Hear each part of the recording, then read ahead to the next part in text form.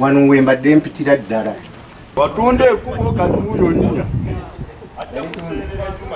Ate gye. Toddamu okuyita awo. Tabadde busiro okuva wano. Balina sizi babadde basiro okuva wano. Meya w'ekirata municipal council w'ekira yajja wano n'agenda yali musiro. Badde nga bakwata kasasiro nze nkuwala oyitewo okwata kasasiro omujje mugweri ojja omukasuke wano obulokinga abantu bange okuyitawo.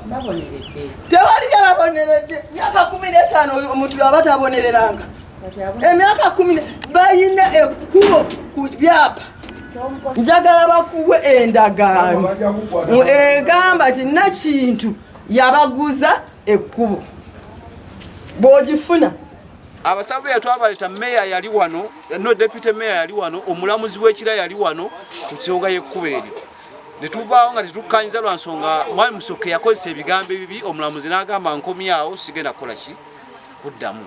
Bwe tutuuse okujja wano tulabira ddala nti eyo teyali luguudo okwali kukkaanya kwa buntu bulamu. Oluguudo lwe luno